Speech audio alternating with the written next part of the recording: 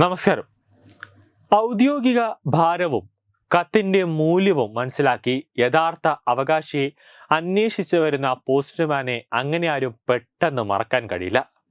അവരിലൂടെ അപ്രതീക്ഷിതമായി കയ്യിലെത്തുന്ന ഓരോ കത്തുകൾക്കും ഈ ഓരോ കഥകൾ ഇപ്പോഴുമുണ്ട്. പല നിർണായക കാര്യങ്ങളും ചെറിയ കടലാസ് കഷ്ണങ്ങളിലൂടെ ആളുകൾ പരസ്പരം കൈമാറുന്നു. മൊബൈൽ ഫോണും ഇന്റർനെറ്റും ഒന്നുമില്ലാതിരുന്ന കാലത്ത് അതിനെയെല്ലാം ആശ്രയിച്ച് ഇന്നും തുടരുന്ന ആ വൈകാരിക നിമിഷത്തിന് അന്ത്യം കുറിക്കുകയാണ്.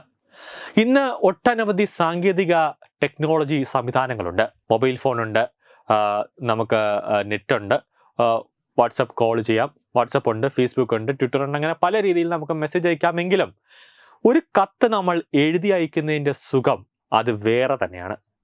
അത് നമ്മൾക്ക് ഈ ഫോണിലൊക്കെ നമ്മൾ മെസ്സേജ് ടൈപ്പ് ചെയ്ത് അയക്കുന്നതിനെക്കാട്ടി നല്ലത് നമ്മൾ ഒരു എഴുതുമ്പോൾ നമ്മുടെ മനസ്സിൻ്റെ ഉള്ളിൽ നിന്ന് വരുന്ന കുറച്ച് വികാരങ്ങളുണ്ട്, അല്ലെങ്കിൽ കുറച്ച് സാഹിത്യപരമായ കുറച്ച് കാര്യങ്ങളുണ്ട്. അതെല്ലാം നമ്മുടെ പേന നമ്മുടെ ഈ കൈവിരലിൽ തൊടുന്ന സമയത്ത് ഉണ്ടാവുന്നത് അത് നമ്മൾ മൊബൈലിൽ ടൈപ്പ് ചെയ്യുമ്പോൾ കിട്ടില്ല. ആ ഒരു അന്ത്യത്തിനാണ് ഇന്നിവിടെ പോസ്റ്റൽ ഡിപ്പാർട്ട്മെന്റ് കുറിക്കാൻ പോകുന്നത്. അതായത് ഇനി മുതൽ രജിസ്റ്റേർഡ് കത്ത് ഇനി ഇല്ല എന്നൊരു നീക്കത്തിലേക്ക്, ഒരു നിർണായകമായ ഒരു നീക്കത്തിലേക്കാണ് പോസ്റ്റൽ വകുപ്പ് ഇപ്പോൾ എത്തിച്ചേർന്നിട്ടുള്ളത്. 50 വർഷങ്ങളിലേറെയായി ഇന്ത്യയിലെ പ്രധാനപ്പെട്ട രേഖകൾ അയക്കുന്നതിനുള്ള പഴയകാല വിശ്വസനീയമായ മാർഗമായിരുന്നു രജിസ്റ്റേർഡ് പോസ്റ്റ്. ഔദ്യോഗികമായി നിർത്തലാക്കിയിരിക്കുകയാണ്. ഒപ്പം പുതിയ മാറ്റങ്ങളും വരികയാണ്. സെപ്റ്റംബർ മുതൽ രജിസ്റ്റേർഡ് പോസ്റ്റ് സർവീസ് ഇന്ത്യ പോസ്റ്റിന്റെ സ്പീഡ് പോസ്റ്റ് സർവീസുമായി ലയിപ്പിക്കും. 2025 സെപ്റ്റംബർ 1 മുതലാണ് പുതിയ ഈ മാറ്റം പ്രാബല്യത്തിൽ വരിക. ട്രാക്കിംഗ് കൃത്യത, ഡെലിവറി വേഗത, പ്രവർത്തന കാര്യക്ഷമത എന്നിവ മെച്ചപ്പെടുത്തുക എന്നതാണ് ലയിപ്പിക്കുന്നതിന് കൊണ്ടുള്ള ലക്ഷ്യം. എന്നാൽ രജിസ്റ്റേർഡ് പോസ്റ്റിനെ സ്പീഡ് പോസ്റ്റുമായി ലയിപ്പിക്കുക എന്നതിനാൽ ഇത് പൂർണ്ണമായും നഷ്ടപ്പെടുന്നില്ല. ഇതിന്റെ പ്രധാന സവിശേഷതകൾ കൃത്യമായ ഡെലിവറി, ട്രാക്കിംഗ് അപ്ഡേറ്റുകൾ തുടങ്ങിയവ ലഭ്യമാകും. അതോടൊപ്പം തന്നെ ഇത് വേഗതയേറിയതും എന്നാൽ അല്പം ചെലവേറിയതുമാണ്. രജിസ്റ്റേർഡ് പോസ്റ്റ് സേവനത്തിന്റെ ഉപയോഗത്തിൽ 25% കുറവുണ്ടായതായി ഔദ്യോഗിക ഡേറ്റ വെളിപ്പെടുത്തലിനെ തുടർന്നാണ് സേവനം അവസാനിപ്പിക്കാനുള്ള തീരുമാനം കൈക്കൊണ്ടത്.